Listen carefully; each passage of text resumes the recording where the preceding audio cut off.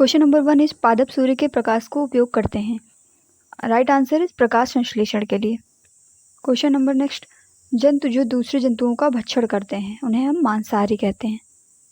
इनमें से पर्यावरण का जैविक घटक कौन सा है? शैवाल, पेड़, बैक्टीरिया या उपरोक्त सभी? तो ये सभी पर्यावरण के जैविक घटक में आते हैं। पर्यावरण के तत्वों के चक्रीकरण को कहते हैं जैव भूगर्भीय रासायनिक चक्र।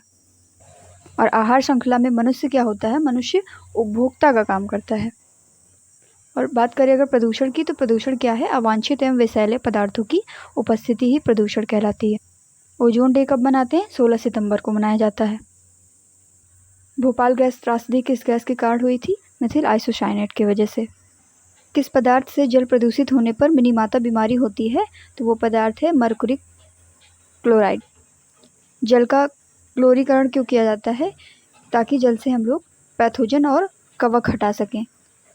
ऐसा कौन सा प्रदूषक है जिसके कारण तेजाबी वर्षा होती है और इमारतों को भारी नुकसान पहुंचता है? सल्फर डाइऑक्साइड है ऐसा प्रदूषक जिसके कारण तेजाबी वर्षा होती है। मृदा प्रदूषण का मुख्य कारण क्या है? खनन मृदा प्रदूषण का मुख्य कारण है। ध्वनि प्रदूषण होता है, डेसिबल में नापा जाता है ध्वनि प्रदूषण। ध्वनि प्रदूषण से क्या प्रभाव होता है? हृदय गति में वृद्धि हो जाती है। किस स्तर का ध्वनि खतरनाक ध्वनि प्रदूषण कहलाता है? हम याद रखेंगे 120 डेसिबल से अधिक ये ध्वनि खतरनाक ध्वनि प्रदूषण कहलाती है। ऊर्जा का पुनः चक्रण स्रोत है सौर ऊर्जा। सबसे अधिक स्वच्छ जल कहाँ पाया जाता है? तो पोलर हिम और ग्लेशियर में सबसे अधिक स्वच्छ जल पाया जाता है। मृदा क्षरण का एक मुख्य कारण है वनाच्छादन, निर्वनीकरण। उपरोक्त में से कोई नहीं, ए और बी दोनों होकर के यहाँ पे निर्वनीकरण जो है मृदा क्षरण का मुख्य कारण है, क्योंकि वनाच्छादन का मतलब होता है वनीकरण करना। गहरे समुद्र में अत्यधिक मात्रा में पाया जाता है, तो इनमें से कोबाल्ट गहरे समुद्र में अत्यधिक मात्रा में पाया जाता है। इन ऑप्शंस में हमें बताना है कि ऊर्जा का सबसे सस्ता स्रोत कौन सा है? सौर ऊर्जा, नाभिकीय ऊर्जा, तापीय ऊर्जा या जल विद्युत ऊर्जा? तो हम याद रखेंगे सौर ऊर्जा ऊर्जा का सबसे सस्ता स्रोत है। भविष्य का गैर परंपरागत ऊर्जा का स्रोत है नाभिकीय ऊर्जा। सब्जी, फल और ऑर्नामेंटल पौधों को लगाने को क्या कहते हैं? हॉर्टिकल्चर। कौन सा फसल गिफ्ट ऑफ एशिया कहलाता है? चावल। चावल को हम गिफ्ट ऑफ एशिया कहते हैं। प्रति व्यक्ति दैनिक ऊर्जा का खपत सबसे अधिक किस देश में है? तो हम याद रखेंगे अमेरिका में प्रति व्यक्ति दैनिक ऊर्जा की खपत सबसे अधिक है। भारत में कौन सा खनिज बहुत कम मात्रा में पाया जाता है? तो ऑप्शन के अकॉर्डिंग कोयला, लोहा, सोना और अभ्रक में सोना सबसे कम मात्रा में भारत में पाया जाता है। तो मोस्ट इंपॉर्टेंट क्वेश्चन, चिपको आंदोलन से जुड़े हुए व्यक्ति का नाम बताना है। श्री सुंदरलाल बहुगुणा। और 21 मई को इनकी जो है डेथ एनिवर्सरी होती है। 21 मई 2021 में इनकी डेथ हुई थी। गरीबों की लकड़ी किसे कहते हैं? बांस को कहते हैं। स्वच्छ जल के भूगर्भीय स्रोत कौन से हो सकते हैं? तो सतही जल, एक्का प्योरा या एक्वीफर्स, ये इनमें से कोई भी स्वच्छ जल का भूगर्भीय स्रोत नहीं है। संरक्षण का क्या अर्थ है? प्राकृतिक संसाधनों का सही उपयोग, प्राकृतिक संसाधनों का बचाव, प्राकृतिक संसाधनों का मैनेजमेंट या उपरोक्त सभी? तो यहाँ पर संरक्षण का अर्थ ये तीनों ऑप्शन दे रहे हैं, यानी कि उपरोक्त सभी हमारा आंसर राइट हो जाएगा। हम याद रखेंगे कि स्थानीय जैव विविधता को अल्फा विविधता भी कहा जाता है। रेड लिस्ट निम्न में किसके संबंध में सूचना होती है? तो ऐसे जीव जंतु जो विलोपन का खतरे का सामना कर रहे होते हैं उनको रेड लिस्ट की सूची में शामिल किया जाता है। किस राष्ट्रीय उद्यान में शेरों को सुरक्षित रखा गया है? तो गुजरात के गिर नेशनल पार्क में शेरों को सुरक्षित रखा गया है। कान्हा राष्ट्रीय उद्यान किसके लिए मशहूर है? तो बाघों के लिए मशहूर है और साथ ही साथ कान्हा राष्ट्रीय उद्यान मध्य प्रदेश में स्थित है। मानव जनसंख्या के आधार पर भारत का स्थान सेकंड नंबर पर है। गैसीय प्रदूषक किसे प्रभावित करते हैं? तो हमारे फेफड़ों और आंखों दोनों को प्रभावित करते हैं। सिलिकोसिस का कारण क्या है? सिलिका। एड्स किसके कारण होता है? HIV के कारण। जठरांत्र संबंधी रोग का कारण क्या है? जल प्रदूषण। पर्यावरण में तत्वों के चक्रीकरण को क्या कहते हैं? जैव भूगर्भीय रासायनिक चक्र। This question is repeated. Bhopal gas त्रासदी किसके कारण हुए थे? मेथिल आइसोसाइनेट के कारण हुआ था। पुनर्जीवित न होने वाला ऊर्जा स्रोत है जीवाश्म ईंधन, सौर ऊर्जा, पवन ऊर्जा, ए व बी दोनों। सौर ऊर्जा को हम पुनर्जीवित कर सकते हैं, पवन ऊर्जा को भी। इसमें जो जीवाश्म ईंधन है इसे हम पुनर्जीवित नहीं कर सकते। निम्न में से कौन ताजमहल को चुपचाप खा रहा है, या कह सकते हैं कि ताजमहल को नुकसान पहुंचा रहा है? सल्फर डाइऑक्साइड, जिसकी वजह से ताजमहल को नुकसान पहुंच रहा है। धुआं समान कुहासे को हम लोग स्मॉग कहते हैं। ग्रीन हाउस गैसों के उत्सर्जन के लिए मुख्य रूप से गरीब और अमीर दोनों देश जिम्मेदार हैं।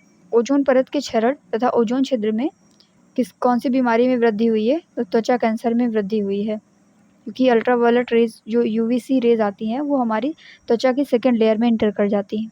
स्वचालित वाहनों के उत्सर्जन में कौन सा प्रदूषक अनुपस्थित रहता है? तो फ्लाई ऐश याद रखेंगे। फ्लाई ऐश जो है वो ऑटोमेटिक जितने भी व्हीकल होते हैं उनमें जो है अनुपस्थित रहता है। And we all know green house का संबंध किससे है? ग्लोबल वार्मिंग से। पीने के जल में किसकी अधिकता से फ्लोरोसिस बीमारी होती है? याद रखेंगे, फ्लोराइड की अधिकता से। अगर कोई जल सीवेज प्रदूषित जल है तो उसको पीने से हमें पेचिस, टाइफाइड और डायरिया इस तरह की बीमारियां हो जाती हैं। ध्वनि की तीव्रता को हम डेसिबल में नापते हैं। चिपको आंदोलन का प्रारंभ हुआ था 1970 में, 1970 में। एस्बेस्टस क्या है? एक अधातु खनिज है।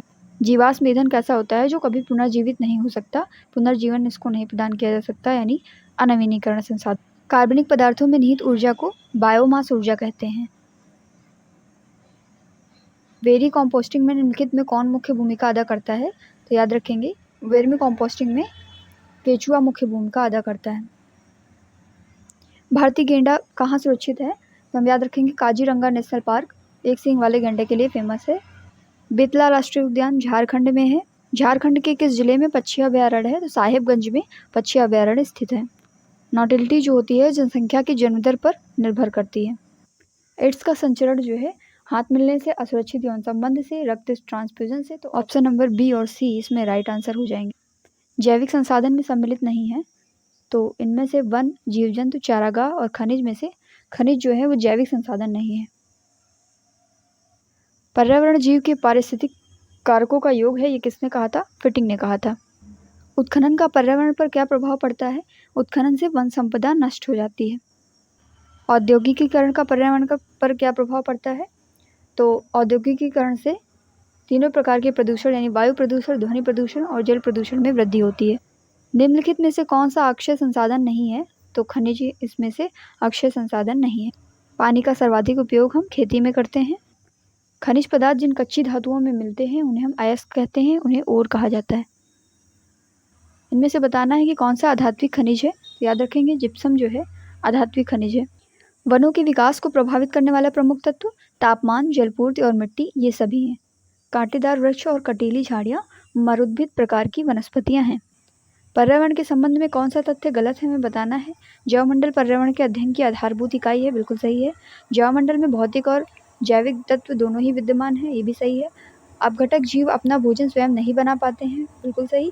हरे पौधे अपने मृत अवयवों को अपघटित कर सकते हैं, ये बात गलत है। पर्यावरण में जैविक और अजैविक कई तरीके के घटक पाए जाते हैं, तो जल, वायु, मृदा ये सभी पर्यावरण के घटक हैं। इनमें से कौन सा ऑप्शन है जो पर्यावरण को बिगाड़ने का सर्वाधिक काम करता है? तो पशुपालन तो अच्छा है, कृषि भी सही है। परिवहन कुछ मात्रा में नुकसान पहुंचाता है, लेकिन उद्योग धंधे सबसे ज़्यादा पर्यावरण के संतुलन को बिगाड़ते हैं। पर्यावरण एवं स्वास्थ्य की व्याख्या करने हेतु भूगोल की चिकित्सा भूगोल शाखा को विकसित किया गया है। जनसंख्या विस्फोट संबद्ध है उच्च जन्म दर तथा निम्न मृत्यु दर से, जिसके कारण अधिक मात्रा में जनसंख्या हो जाती है। पर्यावरण संरक्षण हेतु संयुक्त राष्ट्र संघ द्वारा प्रथम मानव पर्यावरण सम्मेलन स्टॉकहोम में हुआ था। भारत में वन्यजीव संरक्षण अधिनियम कब बना था? 1972 में। जैव विविधता में बात की जाए कौन कौन सम्मिलित हैं? तो पेड़ पौधे, जीव जंतु, अतिसूक्ष्म जीवाणु, ये सभी शामिल होते हैं। बात की जाए अगर भूस्खलन का सर्वाधिक प्रभाव कहाँ होता है, तो हम याद रखेंगे जो लैंडस्लाइड का मेन एरिया है वो पर्वतीय एरिया होता है। पर्यावरण ह्रास होता है प्राकृतिक प्रकोप से, प्राकृतिक आपदा से, पर्यावरण आघात से, या इनमें से सभी। तो ये सभी रीज़न है पर्यावरण ह्रास के।